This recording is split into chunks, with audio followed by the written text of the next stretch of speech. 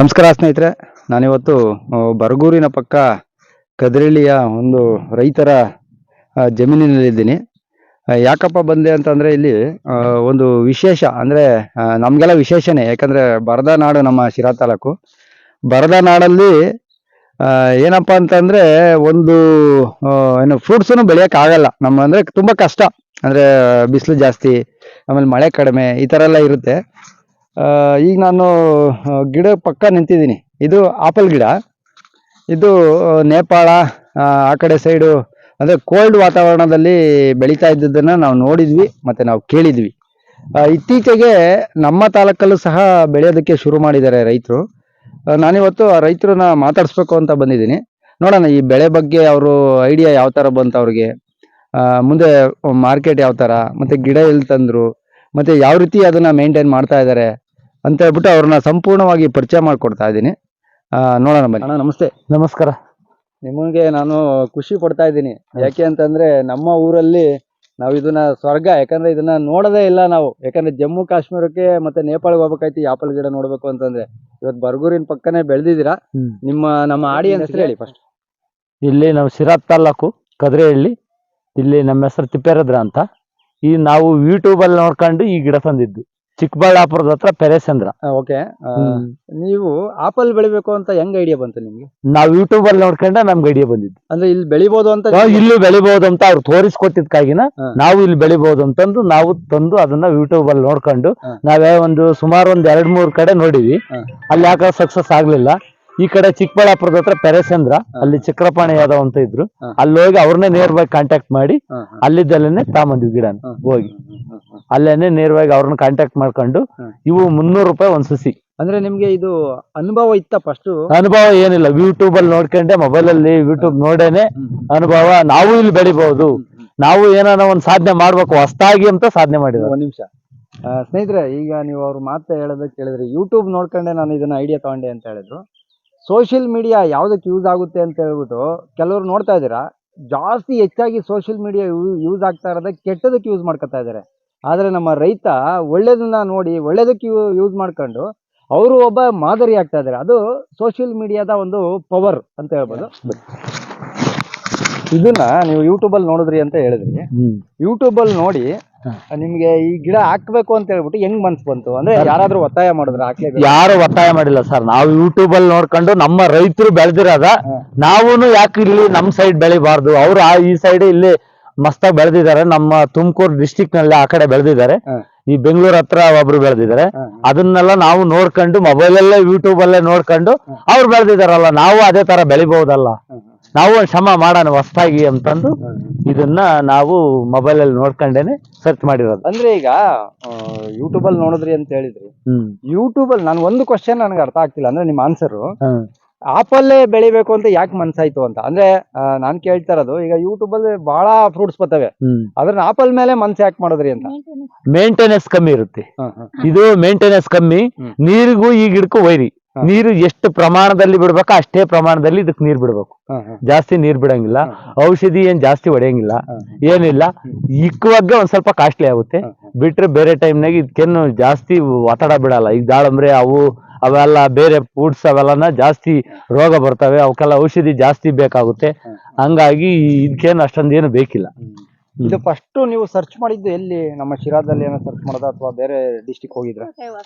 ಹೊಸಕೋಟೆಯಲ್ಲಿ ಒಂದು ಅಜ್ಜ, ನಮ್ ತರನೇ ರೈತ ಅಜ್ಜ, ಏನು ಗೊತ್ತಿದ್ದನು ಸುಮಾರು ಕಡೆ ಹೋಗಿ ಸರ್ಚ್ ಮಾಡಿ ಆತ ನಾನು ಬೆಳೆದಿದ್ದೀನಿ ಅಂತ ಅವ್ರು ಈ ತರನ ಮೊಬೈಲ್ ಅಲ್ಲಿ ಯೂಟ್ಯೂಬ್ ಅಲ್ಲಿ ಎಲ್ಲ ಈ ತರನ ಎಲ್ಲ ಆಡಿಯನ್ಸ್ ಮಾಡಿ ಮೊಬೈಲಿಗೆ ಬಿಟ್ಟಿರೋದ್ರಲ್ಲ, ಅದನ್ನ ನಾವು ನೋಡೇನೆ ಇದನ್ನ ನಾವು ಬೆಳಿಬಹುದಲ್ಲ.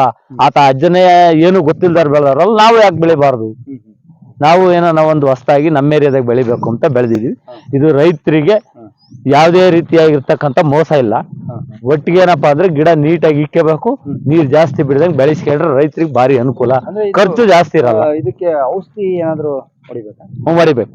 ಏನಾನ ಹುಳ ಪಳ ಇದ್ರೆ ಈ ಕರೆಜೋನಿ ಬರುತ್ತೆ, ಈ ಕೊಂಡ್ಲಿ ಹುಳ ತರ ಬೀಳ್ತವೆ, ಎಲೆ ತಿಂತಾವಲ್ಲ, ಅವಾಗ ಒಂದ್ ಸ್ವಲ್ಪ ಏನಾನ ಫ್ರೈ ಮಾಡ್ಕೋಬೇಕು. ಬಿಟ್ರೆ ಬೇರೆ ಏನಿಲ್ಲ. ಈ ನೀರ ಜಾಸ್ತಿ ಬುಡಕ್ ಬಿಡಂಗಿಲ್ಲ, ದೂರ ಬಿಡ್ಬೇಕು. ಹಂಗಾಗಿ ನೀರ್ ಜಾಸ್ತಿ ಕುಡಿದ್ರೆ ಗಿಡ ಹೋಯ್ತು. ಎಷ್ಟು ಪ್ರಮಾಣದಲ್ಲಿ ನೀರ್ ಬಿಡ್ಬೇಕು ಅಷ್ಟೇ ಬಿಡ್ಬೇಕು. ಇದು ರೋಗ ಏನು ಬರಲ್ವ ಇದಕ್ಕೆ? ಯಾವ ರೋಗನೂ ಬರಲ್ಲ, ಯಾವ ರೋಗನೂ ಬರಲ್ಲ, ಯಾವ್ದು. ಆಮೇಲೆ ಇದ್ರಲ್ಲಿ ಏನಾದ್ರು ತಳಿಗಳು ಬರ್ತಾವ? ತಳಿಗಳು ಇದರಲ್ಲಿ 3 ತಳಿ ಇದಾವೆ. ಹಾ. 3 ತಳಿ ಇಟ್ರು ಮಾತ್ರನೇ ಇದು ಆಪಲ್ ಬರೋದು. 3 ತಳಿ ಒಂದೇ ಹೊಲದಲ್ಲಿ ಇರ್ಬೇಕು? ಒಂದೇ ಹೊಲದಲ್ಲಿ ಒಂದು 10 ಗಿಡಕ್ಕೆ ಒಂದು ಗಿಡನಾದ್ರೂ ಬೇರೆ ಗಿಡ ಇರ್ಲೇಬೇಕು. ಇದ್ರಾಗೆ 3 ತಳಿ ಇದಾವೆ. ಅಣ್ಣ ವೆರೈಟಿ ಒಂದು, ಡೋಸೆಂಟ್ ಒಂದು, ತಿರ್ಗಾ HRM ಅರ್ಮನ್ 19 ಅಂತಂದು ಅದು ಬೇರೆ ಬರುತ್ತೆ. 3 ತಳಿದನ್ನು ಇಕ್ಬೇಕು. ಇದೆಲ್ಲ ಸರ್ಚಿಂಗ್ ಎಲ್ಲಿ ಮಾಡಿದ್ರಿ ನೀವು? ಎಲ್ಲ ಮೊಬೈಲ್ ಅಲ್ಲೇ. ಅದ್ರಾಗೆ ಅಜ್ಜ ಒಂದು, ತಿರ್ಗಾ ಸಚಿನ್ ಬಾಲ್ಕೊಂಡ್ ಅಂತ ಒಬ್ರು ಇದಾರೆ ಆ ಕಡೆನೆ. ಅವರು ಅಜ್ಜ ಹೊಸಕೋಟೆನ ಅಜ್ಜ ಒಬ್ಬ. ಅವ್ರೆಲ್ಲ ನಾವು ನೋಡ್ಕೊಂಡೇನೆ ಇದನ್ನೆಲ್ಲ ಸರ್ಚ್ ಮಾಡಿದ್ವಿ. ನಾವ್ ಯಾರನ್ನು ರೈತರನ್ನ ಕೇಳೇನು ಸರ್ಚ್ ಮಾಡಿಲ್ಲ. ಆ ತಳಿಗಳ ಬಗ್ಗೆ ಎಲ್ಲ ಯೂಟ್ಯೂಬ್ ಅಲ್ಲೇ ನೋಡ್ಕೊಂಡ್ವಿ, ಯಾವ ತಳಿದೆ ನಾವು ತಂದಿಕ್ಕಿರಿ ಹೆಂಗಾಗುತ್ತೆ ಅಂತ. ತಿರ್ಗಾ ಒಂದಿನ ಏನ್ ಮಾಡಿವಿ, ಇವೆಲ್ಲ ಮೊಬೈಲ್ ಅಲ್ಲಿ ಸುಮಾರು ದಿನ ನೋಡ್ಕೊಂಡ್ ನಾನ್ ಬೇಡ ಅಂತ ನಾನು, ನಮ್ಮ ಮನೆಯವ್ರು ಇಲ್ಲ ಇಡ್ಲೇಬೇಕು ಅಂತ ಅವರು. ಹಂಗಾಗಿ ಒಂದಿನ ಅದೇ ಕೆಲ್ಸವಾಗಿನೇ ಪೆರೇಸಂದ್ರದ ಹತ್ರನ ಅಲ್ಲಿ ಹೋಗ್ಬಿಟ್ಟು ಅವ್ರನ್ನ ಚಕ್ರಪಾಣಿ ಅವ್ರನ್ನ ಕಾಂಟ್ಯಾಕ್ಟ್ ಮಾಡಿ, ಚಿಕ್ಕಬಳ್ಳಾಪುರದ ಹತ್ರ ಅವ್ರನ್ನ ಕಾಂಟ್ಯಾಕ್ಟ್ ಮಾಡ್ಬಿಟ್ಟು, ಹಂಗಾಗಿ ಅವ್ರನ್ನ ನಾವೆಲ್ಲ ಮಾಹಿತಿ ಕೇಳಿದ್ವಿ. ಅವರು ನೀಟಾಗಿ ಮಾಹಿತಿ ಕೊಟ್ರು. ಬೆಳಿಬಹುದು ಕಣಪ್ಪ ಅಂತಂದು ಹೇಳಿರು. ತಿರ್ಗಿ ಅವ್ರೆ ಎಲ್ಲನ ದುಡ್ಡು ಕಟ್ಟಿ ರೆಡಿ ಮಾಡಿ ಬಂದ್ವಿ. ಅವರೇ ಗಿಡನ ತಂದು ಕಳ್ಸಿದ್ರು. ಇದರಲ್ಲಿ ಗಂಡು ಗಿಡ ಹೆಣ್ಣು ಗಿಡ ಅಂತ ಏನಾದ್ರು ಇದೆಯಾ? ಇದೆ. ಅದೇ 3 ತಳಿ ಹೇಳಿನಲ್ಲ, 3 ತಳಿನೂ ಇದಾವೆ. ಆ 3 ತಳಿನೂ ಇಡ್ಲೇಬೇಕು. ಈಗ ನಮ್ಮಲ್ಲಿ ಏನಾಗಿದೆ ಅಂತಂದ್ರೆ, ನಮ್ಮಲ್ಲಿ ಸುಮಾರು ಜನ ಮೊದ್ಲೇನ್ ಮಾಡಿದಾರೆ ಅಂದ್ರೆ, ಇಲ್ಲಿ ಯಾರೋ ಒಬ್ರು ಗೋಣಿಹಳ್ಳಿ ಹತ್ರ ಇಟ್ಟಿದ್ದಂತೆ. ಅವ್ರು ಯಾವ ಗಿಡ ತಂದಿದ್ರು ಯಾವ ತಂದಿದ್ರೋ ಗೊತ್ತಿಲ್ಲ, ಇಟ್ಟಿದ್ದಾರೆ. ಅವು ಬರ್ಲಿಲ್ಲ ಅಂತ ಅಂದ್ರು ಕಿತ್ತಾಕಿರು. ಈಗ ನಮ್ದು ಸಕ್ಸಸ್ ಆಗುತ್ತೆ ಅಂತ ನಮಗ್ ಗೊತ್ತೈತೆ. ಆಲ್ರೆಡಿ ಒಂದು ಮಾಮೂಲಿ ಶೇಬ್ ಏನ್ ಬರುತ್ತೋ ಅದೇ ತರ 10 ಹಣ್ಣು ಬಂದಿದಾವೆ. ಅವನ್ ನಾಳೆ ನಾವು ಆಲ್ರೆಡಿನ ನಮ್ಮ ಹುಡುಗರು ನಾವು ಎಲ್ಲ ಹಾಲೇನೆ ತಿಂದಿದೀವಿ. ಟೇಸ್ಟ್ ಎಲ್ಲ ಸೂಪರ್. ಮಾಮೂಲಿ ಸೇಬ್ ಏನಿರುತ್ತೆ ಅದೇ ತರ ಇರುತ್ತೆ. ಬೇರೆ ಏನು ಇದ್ರಾಗ ಏನ್ ಇದಿರಲ್ಲ. ಇದು ಎಷ್ಟು ರೂಪಾಯಿ ಆಗ್ಬೋದು ಒಂದು ಸಸಿ ಬಂದಿದ್ದು? ಈ ಮೊದ್ಲು ನಾವು ತಕೊಂಡಾಗ 300 ರೂಪಾಯಿ ಒಂದ್ ಸಸಿ. ಅವರೇ ತಂದು ಇಳಿಸೋಗಿದ್ರು. ಟೋಟಲ್ ಎಷ್ಟು ಹಾಕಿದಾರೆ? ಈ ಟೋಟಲಿ 430 ಗಿಡ ಇದೆ. 430 ಗಿಡ. ಈ ಡಿಸ್ಟೆನ್ಸ್ ಎಷ್ಟು ಹಾಕಿದಿರ? ಸಾಲಿಂದ ಸಾಲಿಗೆ 10, ಗಿಡದಿಂದ ಗಿಡಕ್ಕೆ 10. ಅಂದ್ರೆ ಹಿಂಗೆ 10, ಹಿಂಗೂ 10 ಹಂಗೂ 10. ಅಂದ್ರೆ ನೀವು ಟ್ರ್ಯಾಕ್ಟರ್ಗೆ 12 10 ಇಕ್ಕಿರು ಒಳ್ಳೇದೇನೆ. ಆದ್ರೆ ನಮ್ಗೆ ಜಾಗ ಸಾಲ್ಟೇಜ್ ಐತೆ ಅಂತಂದೇಳಿ ನಾವು 10 ಇಟ್ಕೊಂಡಿದ್ವಿ. 10 ಎಷ್ಟು ಗಿಡ ಇರ್ತೈತಿ? 430 ಗಿಡ ಇದೆ. ಎಷ್ಟು ಎಕರೆ ಆಗುತ್ತೆ ಅದು 430 ಗಿಡ? ಒಂದು 1/4 ಎಕರೆ ಹಿಡಿದಿದೆ. 1/4 ಎಕರೆ 430 ಗಿಡ. ಸರಿ, ಇದ್ರ ಮಾರ್ಕೆಟಿಂಗ್ ಬಗ್ಗೆ ಏನಾದ್ರು ನಿಮ್ಗೆ? ಮಾರ್ಕೆಟಿಂಗ್ ಬಗ್ಗೆ ಏನು ಅವ್ರನ್ನ ನಾವು ಮಾಹಿತಿನೂ ಕೇಳಿಲ್ಲ, ಅವ್ರನ್ನೇನು ತಿಳ್ಕೊಂಡಿಲ್ಲ. ಇದು ಮಾಮೂಲಿ ಏನಿಲ್ಲಲ್ಲ, ಆಪಲ್ ನಮ್ ಕಡೆ ಎಲ್ಲ ಬಂದು ಶಿರಾ ಇದ್ದ ಈ ಕಡೆ ಬರಗೂರು ಎಲ್ಲ ಬಂದು ಮಾರ್ತಾರಲ್ಲ, ಅದೇ ಆಪಲ್ ನಾವ್ ಎಲ್ಲಿ ಬೇಕಾದ್ರೂ ಮಾರ್ಬೋದು ಅಂತ ನಾವು ಅವ್ರನ್ನೇನು ಮಾಹಿತಿ ಕೇಳಿಲ್ಲ. ಅಂದ್ರೆ ನೀವು ಯಾರು ಬಂದು ತಗೊಂಡೋಗ್ಲಿಲ್ಲ ಅಂದ್ರೆ ನೀವೇ ಮಾರ್ಬೇಕು? ನಾವೇ ಮಾರ್ಬೋದು. ಡಿಸೈಡ್ ಆಗಿದೆ. ಇದು ಈಗ ಏನ್ ಗೊತ್ತಾ, ಯಾವ್ದೇ ರೀತಿ ಅದು ಕ್ರಾಸ್ ಅಲ್ಲ ಏನಲ್ಲ, ಇಲ್ಲಿ ಲೋಕಲ್ ಆಗಿ ಎಲ್ಲಾರು ತಿಂಬ ಅಂತ ಸೇಬ್ ಇದು. ಹಂಗಾಗಿನ ನಾವು ಯಾವ ಮಾರ್ಕೆಟ್ ಕೇಳಿಲ್ಲ, ಏನು ಕೇಳಿಲ್ಲ. ಈಗ ಎಲ್ಲಿ ಮಾರ್ಕೆಟ್ ಇರುತ್ತಾ ಸೇಬಿನ ಮಾರ್ಕೆಟ್, ಅಲ್ಲಿಗೆ ತಗೊಂಡೋಗಿ ನಾವೇನೆ ಮಾರ್ಬೋದು. ಧೈರ್ಯ. ಸರ್, ಈಗ ಹೊಸದಾಗಿ ಏನಾದ್ರು ಬೆಳಿಬೇಕು ಅನ್ನೋರಿಗೆ ನೀವು ಏನಾದ್ರು ಐಡಿಯಾ ಕೊಡೋದಕ್ಕೆ ರೆಡಿ? ಈಗ ರೈತರು ಯಾರೋ ಒಬ್ರು ನಮ್ಮಿದ್ದ ಅವರು ಒಂದು ಅನುಕೂಲ ಮಾಡ್ಕೊಂತೀವಿ ಅಂದ್ರೆ, ರೈತರಿಗೆ ಇದು ಖರ್ಚು ಜಾಸ್ತಿ ಇರಲ್ಲ. ಹಂಗಾಗಿ ರೈತರು ಯಾರು ಮಾಡ್ಕೊಂಡ್ರು ಒಂದು ಬೆಳೆ ಅಷ್ಟೇ ಬಿಟ್ರೆ 2ನೇ ಬೆಳೆ ಸಕ್ಸಸ್ ಆಗುತ್ತೆ. ಒಂದು ಬೆಳೆ ಬರತಕ್ಕ ಅವರು ಸುಧಾರಿಸ್ಕೋಬೇಕು. ಒಂದು ಬೆಳೆ ಖರ್ಚು ಜಾಸ್ತಿ ಇರುತ್ತೆ. ಅಂದ್ರೆ ಈಗ ಟೋಟಲ್ ಎಷ್ಟು ಖರ್ಚು ಮಾಡಿದೀರಾ ಅಂದಾಜು? ಇಲ್ಲಿ ಅಂದಾಜು ಅಂದ್ರೆ 1,45,000 ಗಿಡಕ್ಕಾಗೈತಿ. ಗಿಡದ್ದು ಇದೆಲ್ಲ ಖರ್ಚಾದೆಲ್ಲ ಸೇರಿ ಡ್ರಿಪ್ ಇಂದ ಒಂದು 40,000 ಆಯ್ತು. ಎಲ್ಲ ಒಂದೆರಡೂವರೆ ಲಕ್ಷ ಖರ್ಚು ಬರುತ್ತೆ ಫಸ್ಟ್ಗೆನೆ. ಆಮೇಲೆ ಜಾಸ್ತಿ ಬರಲ್ಲ. ಇದು ಈಗ ಹೂವು ಹೊಡೆದ್ಬಿಟ್ಟು ಅಂದ್ರೆ ಸಸಿ ತಂದು ಇಕ್ಕಿರಲ್ವ ನೀವು? ಇಕ್ಕಿ ಎಷ್ಟು ವರ್ಷಕ್ಕೆ ಬೆಳೆ ಬಿಡ್ಬೇಕು ಅನ್ನೋದು ಏನಾದ್ರು ಇದೆ? 1.5 ವರ್ಷಕ್ಕೆ ಬೆಳೆಗ್ ಬಿಡ್ಬೇಕು. ಗಿಡನು ಸ್ಟ್ರೆಂತ್ ಬರ್ತೈತೆ, ಕಾಯಿನೂ ಚೆನ್ನಾಗಿ ಬರುತ್ತೆ. ಹಂಗಾಗಿ 1.5 ವರ್ಷಕ್ಕೆ ಬೆಳೆಗ್ ಬಿಡ್ಬೇಕು. ಅದಾದ್ಮೇಲೆ ಬೆಳಿಗ್ ಬಿಟ್ಟಾದ್ಮೇಲೆ ಎಷ್ಟು ದಿನ ಬೇಕು ಅದು ಆಪಲ್ ಆಗ್ಬೇಕು ಅಂದ್ರೆ? ಅದಕ್ಕೂ 2 ಮಂತ್ಸ್ ಆಗಿದೆ. ಸರ್, ಒಂದು 5 ತಿಂಗಳಿಂದ 6 ತಿಂಗಳು ಬೇಕು.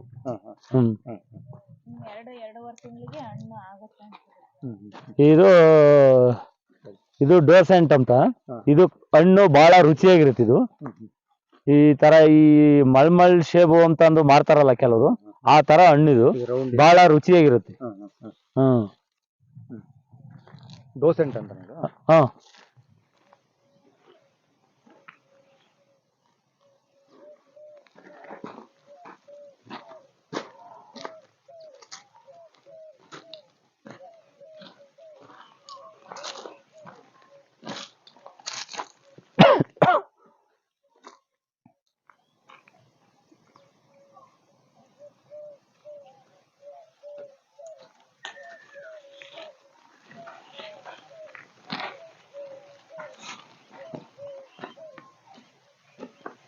ಇದು ಹಣ್ಣಿಗೆ ಬಂದಾಗ ಏನಾದ್ರು ಕಲರ್ ಬರುತ್ತಾ? ಕಲರ್ ಬರುತ್ತೆ. ಈಗ ಈ ತರ ಇರುತ್ತೆ. ಮಾಮೂಲಿ ಏನ್ ಅದು ಹಣ್ಣಿಗೆ ಬರುತ್ತಲ್ಲ, ಆ ಮಾಮೂಲಿ ಏನ್ ಶೇಪ್ ಇರುತ್ತೋ ಅದೇ ಟೈಪ್ ಬರುತ್ತೆ. ಅದಕ್ಕೆ ಟೈಮ್ ಬಂದಾಗ ರೆಡ್ ಆಗಲ್ಲ, ಸ್ವಲ್ಪ ಎಲ್ಲೋ ಕಲರ್ ಬರುತ್ತೆ. ಅದು ಇನ್ನು ಬೇರೆ ತಳಿ ಐತಲ್ಲ, ಅದು red colour, full pink red colour ಬರುತ್ತೆ.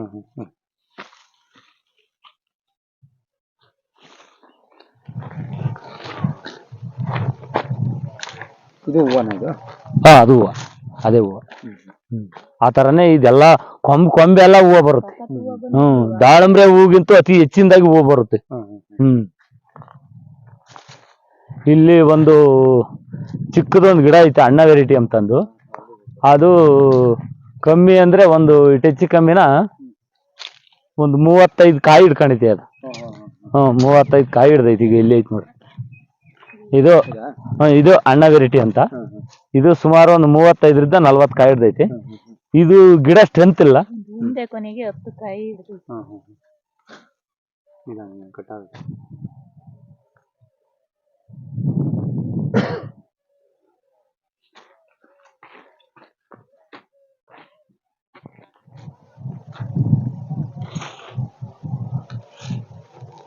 ಮೇಡಮ್ ಅವ್ರೆ ನಮಸ್ತೆ. ನಮಸ್ತೆ. ಈಗ ನಿಮ್ಮ ಯಜಮಾನ್ರು ಆಪಲ್ ಗಿಡ ಬೆಳೆಯೋದಕ್ಕೆ ನೀವೇ ಸ್ಫೂರ್ತಿ ಅಂತ ಗೊತ್ತಾಯ್ತು. ಈಗ ಈ ಗಿಡ ಮತ್ತೆ ಈ ಆಪಲ್ ಬಿಟ್ಟಿರೋದಕ್ಕೆ ನೋಡಿ ನಿಮ್ಗೆ ಯಾವ ರೀತಿ ಅನ್ನಿಸ್ತಾ ಇದೆ? ತುಂಬಾ ಖುಷಿ ಆಗ್ತಾ ಇದೆ ನಮ್ಗೆ. ಇಟ್ಟಾಗ ನಮ್ಮ ಮನೆಯವ್ರದ್ದು ಒಂದ್ ಸ್ವಲ್ಪ ಭಯ ಇತ್ತು, ಎಲ್ಲಿ ಬೈತಾರೋ, ಬೆಳೆ ಬರುತ್ತೋ ಇಲ್ವೋ ಅಂತ. ಅಂದ್ರೆ ಬರುತ್ತೆ ಅಂತ ನಂಬಿಕೆ ಇತ್ತು, ಆದ್ರೆ ಬರೋವರ್ಗು ಸ್ವಲ್ಪ ಭಯ ತಾನೆ. ಸರ್, ಯಾವಾಗ ಸಾಯಂಕಾಲದ ಹೊತ್ತು ಒಂದು 7 ಗಂಟೆ 8 ಗಂಟೆಯಲ್ಲಿ ಯೂಟ್ಯೂಬ್ ಅಲ್ಲಿ ಆ ಹೊಸಕೋಟೆ ವಾದ್ಯರು, ತಿರ್ಗಾ ಸಚಿನ್ ಬಾಲ್ಕೊಂಡ್ ಅಂತ, ತಿರ್ಗಾ ಇವರು ಪೆರೆಸಂದ್ರದ ಹತ್ರ ಅವರು ಚಕ್ರಪಾಣಿ ಯಾದವ್ ಅಂತ, ಅವರೆಲ್ಲ ಮೊಬೈಲ್ ಹಿಡ್ಕೊಂಡು ಯೂಟ್ಯೂಬ್ ಅಲ್ಲಿ ನೋಡಿ ನಾವು ಈ ತರ ಬೆಳಿಬೋದಲ್ಲ, ಇಡಬೇಕು ಅಂತ ಅವ್ರದೇ ವದಂತಿ. ಬೇಗ ಬರೋದ ಅನುಕೂಲ ಮಾಡ್ಕೋಬೇಕು. ಇದಕ್ಕೆ ಇನ್ನೊಂದ್ ಏನಂದ್ರೆ ಲೈಫ್ ಐತಿ, ಅದಕ್ಕೋಸ್ಕರನೇ ಇದನ್ನ ಮಾಡ್ಬೇಕು. ಖರ್ಚು ಕಡಿಮೆ. ಲೈಫ್ ಅಂದ್ರೆ ಎಷ್ಟು ವರ್ಷ? ಒಂದ್ 40ರಿಂದ 50 ವರ್ಷ ಅವ್ರು ಹೇಳಿದ್ದಾರೆ. ಗಿಡ ಏನೂ ಆಗೋದೇ ಇಲ್ಲ, ಗಿಡಕ್ಕೆ ಏನೂ ಇದು ಆಗೋದಿಲ್ಲ. ಮರದ ತರ ಕಾಶ್ಮೀರದಲ್ಲಿ ಇದು 50 ವರ್ಷದ ಗಿಡನೆಲ್ಲ ತೋರಿಸ್ತಿದ್ದಾರೆ ಅವರು.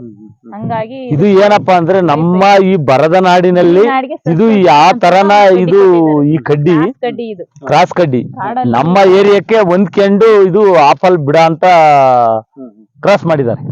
ಕ್ರಾಸ್ ಕಡ್ಡಿ ಇಲ್ಲೆಲ್ಲ ಸಿಗರೈತಿ. ಆ ಗಿಡಕ್ಕೆ ಕ್ರಾಸ್ ಮಾಡಿರೋದ್ರಿಂದ ಇದು 40 ಡಿಗ್ರಿ ಬಿಸಿಲಿದ್ರು ತಡಿಯೋ ಕೆಪಾಸಿಟಿ ಇರುತ್ತೆ ಇದಕ್ಕೆ. ಹಂಗಾಗಿ ಇದು ನಮ್ಮ ಇದ್ರಲ್ಲಿ ಬರುತ್ತೆ. ಇಲ್ಲ ಅಂದ್ರೆ ಕಾಶ್ಮೀರ ನಮ್ಮ ಏರಿಯಾದಲ್ಲಿ ಹಾಕಿರೆ ರೈತ ಇದನ್ನ ಬೆಳೆದ ಏನು ಯಾವುದೇ ರೀತಿಯಾದಂತ ಸಂಶಯ ಇಲ್ಲ, ಬೆಳಿಬಹುದು ಅಂತಂದು ಸ್ಫೂರ್ತಿ.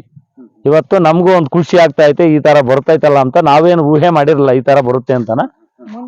ಇನ್ನು ಬೆಳೆ ಚೆನ್ನಾಗ್ ಬರುತ್ತೆ. ಮುಂದಿನ ಸರಿಗೆ ಚೆನ್ನಾಗ್ ಬರುತ್ತೆ ಬೆಳೆ. ಈ ಸರಿ ಒಂದ್ ಸ್ವಲ್ಪ ಕಮ್ಮಿ, ಫಸ್ಟ್ನೇ ಬೆಳೆ ಅಲ್ಲ, ಹಂಗಾಗಿ ಏನ್ ಅಷ್ಟೊಂದಿಲ್ಲ. ಇದ್ರೊಳಗೆ ಗಿಡ ಸ್ಟ್ರೆಂತ್ ಆಗ್ಬೇಕು ಒಟ್ಟಿಗೆ. ಅಂದ್ರೆ ಇದು ಇನ್ನೂ ದೊಡ್ಡದಾಗಿ ಬೆಳೆಯುತ್ತೆ, ಇನ್ನ ದೊಡ್ಡದಾಗಿ ಬೆಳೀತೈತಿ. ಇನ್ನ ನಮ್ಮ ಕಾಶ್ಮೀರ ಆ ಕಡೆ ಏನ್ ಮರಗಳು ಆದಂಗೆ ದೊಡ್ಡ ಹಾವು ಆಗ್ತಾವಲ್ಲ, ಅದೇ ಟೈಪು ಇಲ್ಲಿ ಆಗ್ತೈತಿ.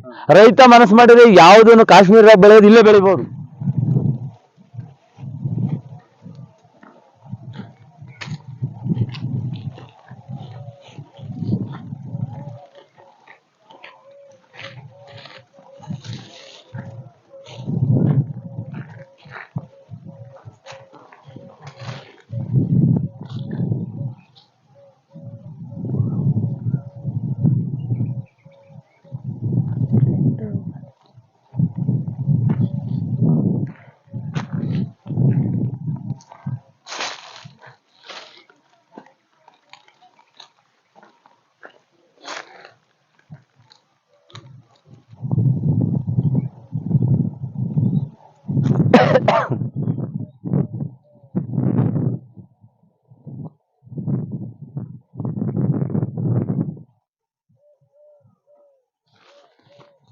ಫೈನಲಿ ನಮ್ಮ ರೈತರಿಗೆ ಏನ್ ಹೇಳೋದಕ್ಕೆ ಇಷ್ಟಪಡ್ತೀರಾ?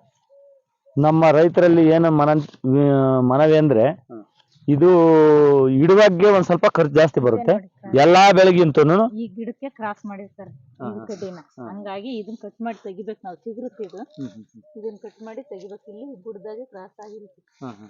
ಕವರ್ ಕಟ್ಟಿ ಎಲ್ಲಾ ರೈತರು ಇಟ್ಟು ಈ ತರ ಬೆಳೆ ತಗೊಂಬ್ಲಿ, ಖರ್ಚು ಕಮ್ಮಿ ಇರುತ್ತೆ. ದಾಳಂಬ್ರಿಗೆ ಸಿಕ್ಕಾಬಟ್ಟೆ ಖರ್ಚು ಹಾಕ್ಬೇಕು, ಇದಕ್ಕೇನು ಯಾವ್ದೇ ರೀತಿಯಾಗಿರ್ತಕ್ಕಂಥ ಖರ್ಚಿರಲ್ಲ. ನೀಟಾಗಿ ಮೇಂಟೆನೆನ್ಸ್ ಮಾಡ್ಕೊಂಡ್ರೆ ಇದ್ರಾಗೂನು ನಾವು ದಾಳಂಬ್ರಿಗಿಂತೂ ಅತಿ ಹೆಚ್ಚಿನದಾಗಿ ಲಾಭ ಪಡಿಬಹುದು. ರೈತರು ಬೆಳೆಲಿ, ಖುಷಿ ಪಡ್ಲಿ, ನಾವು ಖುಷಿ ಪಡ್ತಾ ಇದ್ದೀವಿ. ಚೆನ್ನಾಗಿದೆ, ನಾವು ಈ ಮಟ್ಟಕ್ಕೆ ಆಗುತ್ತೆ ಅಂದ್ಕೊಂಡ್ರಲ್ಲ, ಚೆನ್ನಾಗ್ ಆಗಿದೆ. ನಿಮ್ ನಂಬರ್ ಹಾಕಿದ್ರೆ ಫೋನ್ ಮಾಡ್ತಾ ಇರ್ತಾರೆ ರೈತರು, ಹಾಕ್ಬೋದಾ? ಹಾಕ್ರಿ, ಏನ್ ತೊಂದ್ರೆ? ಸಜೆಷನ್ ಕೊಡ್ತೀರಾ? ಕೊಡ್ತೀವಿ ಅದ್ರಾಗ ಏನಿಲ್ಲ, ಹ್ಮ್. ಮಾಡಿಸಿ ಕೊಡ್ಲಿ. ಹ್ಮ್. ಅವರು ಬೆಳೆ ಬೆಳಿಬೇಕು. ಈಗ ರೈತರಿದ್ರೆ ನಮ್ಮ ಈಗ ದೇಶಕ್ಕೆ ಒಳ್ಳೇದು. ರೈತರಿಲ್ಲ ಅಂದ್ರೆ ಏನ್ ಮಾಡ್ತೀವಿ? ಎಲ್ಲ ಬೆಂಗಳೂರು ಫ್ಯಾಕ್ಟ್ರಿ ಅಂತ ಹೋಗ್ತಾರೆ. ಫ್ಯಾಕ್ಟ್ರಿಗೆ ಏನ್ ಸಿಗುತ್ತೆ? ದುಡ್ಡಿದ್ರೆ ಏನ್ ಸಿಗುತ್ತೆ? ರೈತ ಇದನ್ನೆಲ್ಲ ಮಾಡಿದ್ರೆ ತಾನೇ ತಿಂಬಕ್ ಬರೋದು. ಈಗ ಫೈನಲ್ ತೋಟಗಾರಿಕೆಯಿಂದ ಏನಾದ್ರು ನಿಮ್ಗೆ ಏನಾದ್ರು ಬೆಂಬಲ? ಯಾವುದೇ ರೀತಿ ತೋಟಗಾರಿಕೆಗೆ ಬ್ಯಾಂಕ್ ನಲ್ಲಿ ಎಲ್ಲಾ ಕೇಳಿವಿ, ಇದ್ರ ಬಗ್ಗೆ ಏನು ಮಾಹಿತಿ ಇಲ್ಲ. ಈ ಸೇಬಿಂದ ಏನಿಲ್ಲ, ದಾಳಂಬ್ರಿದ್ ಐತೆ, ಅದಕ್ಕೆ ಅಷ್ಟು ಲೋನ್ ಐತಿ, ಇದಕ್ಕೆ ಇಷ್ಟು ಲೋನ್ ಐತೆ ಅಂತ ಹೇಳ್ತಾರೆ. ಇದಕ್ಕೇನಿಲ್ಲ ಅಂತಾರೆ. ಇದಕ್ಕೆ ಯಾಕಿಲ್ಲ ಲೋನ್ ಅಂತ ನಾನು ಕೇಳೋದು. ಇದಕ್ಕೆ ಯಾಕೆ ಒಂದ್ ತೋಟಗಾರಿಕೆ ಆಗ್ಲಿ, ಒಂದ್ ಬ್ಯಾಂಕ್ ಹಾಕಿ ಯಾಕೆ ಬೆಂಬಲ ಕೊಡಲ್ಲ ಇದಕ್ಕೆ, ಆಪಲ್ಗೆ? ಫುಡ್ ಸತಾನೆ ಇದು, ಮನುಷ್ಯರಿಗೆ ಬೇಕಾಗಿರ್ತಕ್ಕಂತ ಒಳ್ಳೆ ಆಹಾರ ಇದು.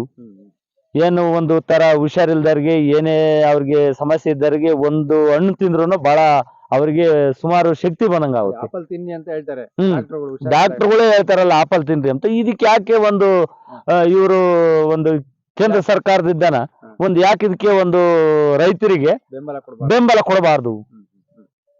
ಇವತ್ತಿನವರೆಗೂ ಎಲ್ಲಿ ಕೇಳಿದ್ರು ಯಾವ ರೈತರು ಬೆಂಬಲ ಇಲ್ಲ ಅಂತ ಹೇಳ್ತಾರೆ. ಯಾವ ಸರ್ಕಾರದಿದ್ದಾಗ್ಲಿ, ಒಂದು ತೋಟಗಾರಿಕೆಯಿಂದಾಗ್ಲಿ, ಯಾವ್ದೇ ಆಗ್ಲಿ ಇದ್ರದ್ದೇ ಯಾವ್ದು ರೆಸ್ಪಾನ್ಸ್ ಇಲ್ಲಪ್ಪ ಅಂತಾರೆ. ಬೇರೆ ಕಡೆ ಎಲ್ಲ ಮಸ್ತ್ ಬೆಳೆದಿದ್ದಾರೆ. ಇದಕ್ಕೂ ಒಂದು ಕೇಂದ್ರ ಸರ್ಕಾರದಿಂದ ಒಂದು ಯಾವ್ದಾನ ಒಂದು ಅನುದಾನ ಮಾಡಿದ್ರೆ ರೈತರು ಬೆಳೆಯಕ್ಕೆ ಒಂದು ಅನುಕೂಲ ಆಗುತ್ತೆ. ಈಗ ಕೆಲವರು ದುಡ್ಡಿರಲ್ಲ, ಬೆಳಿಬೇಕಂತಿರ್ತಾರೆ. ಸರ್ಕಾರದ ಕಡೆಲಿದ್ದ ಯಾವ್ದಾನ ಒಂದು ಸವಲತ್ತು ಇದಕ್ಕೆ ಒಂದು ಇದನ್ನ ಮಾಡಿದ್ರೆ ರೈತನ ಬೆಳೆದು ಇದ್ರಿಂದ ಒಂದಷ್ಟು ಊಟ ಮಾಡ್ಬೋದು. ಆಯ್ತಣ್ಣ, ನಮಸ್ಕಾರ. ನಮಸ್ಕಾರ ಸರ್. ಹಾಯ್ ಸ್ನೇಹಿತರೆ, ನೋಡಿದ್ರಲ್ವಾ ಎಷ್ಟು ಚೆನ್ನಾಗಿದೆ ಈ ತೋಟ. ನೋಡೋದಕ್ಕೆ ತುಂಬಾ ಖುಷಿ ಆಗ್ತಾ ಇದೆ. ಯಾಕೆಂದ್ರೆ ನಾವಂತೂ ಆಪಲ್ ತೋಟನ ನೋಡೇ ಇರ್ಲಿಲ್ಲ. ಇದೇ ಫಸ್ಟ್ ಟೈಮ್ ನೋಡಿದೀವಿ. ಅದು ನಮ್ಮೂರ್ ಪಕ್ಕ ಕದ್ರಳ್ಳಿ ಇದೆ ಅಂತ ಹೇಳಿ ತುಂಬಾ ಆಶ್ಚರ್ಯ ಆಯ್ತು, ಖುಷಿ ಆಯ್ತು. ನೋಡ್ಬೇಕು ಅಂತ ಹೇಳಿ ಇಲ್ಲಿ ಬಂದ್ವಿ. ನಿಜಕ್ಕೂ ಇಲ್ಲಿ ಬಂದಾದ್ಮೇಲೆ ಈ ಫ್ರೂಟ್ಸ್ ಎಲ್ಲ ನೋಡಿದಾದ್ಮೇಲೆ ಇನ್ನೂ ಖುಷಿ ಆಯ್ತು ನಮ್ಗೆ. ಒಂದು ವಿಷಯ ಏನಪ್ಪಾ ಅಂತಂದ್ರೆ, ಈ ತೋಟಗಾರಿಕೆ ಇಲಾಖೆಯವರು ದಯವಿಟ್ಟು ಇವ್ರನ್ನ ರೈತರನ್ನ ಬಂದು ಒಂದ್ಸಲನಾದ್ರೂ ಮೀಟ್ ಮಾಡಿ ಮಾತಾಡಿಸಿ, ಇಂಥ ಬೆಳೆ ಹೊಸದಾಗಿ ಏನು ಬೆಳೆಗಳನ್ನ ಬೆಳೆಯೋದಕ್ಕೆ ಪ್ರಚೋದನೆ ಕೊಡ್ಬೇಕು, ಅವ್ರ ಕಷ್ಟಗಳು ಏನಿದಾವೆ ಅಂತ ಹೇಳಿ ತಿಳ್ಕೊಬೇಕು ಅಂತ ಹೇಳ್ತಾ ನಾನು ಈ ಮೂಲಕ ನನ್ನ ತೋಟಗಾರಿಕೆ ಇಲಾಖೆನ ಕೇಳ್ಕೊತಾ ಇದ್ದೀನಿ. ದಯವಿಟ್ಟು ಈ ವಿಡಿಯೋನ ಯಾರೆಲ್ಲ ನೋಡ್ತಾ ಇದ್ದೀರಾ ಎಲ್ರಿಗೂ ಶೇರ್ ಮಾಡಿ ಉಪಯೋಗ ಆಗ್ಲಿ ಅಂತ ಹೇಳ್ಬಿಟ್ಟು ಕೇಳ್ಕೊತಾ ನಾನು ಈ ವಿಡಿಯೋನ ಮುಗಿಸ್ತಾ ಇದ್ದೀನಿ. ನಮಸ್ಕಾರ. ನಾನು ನಿಮ್ಮ ಬಾಲಕೃಷ್ಣ ಬರಗೂರು.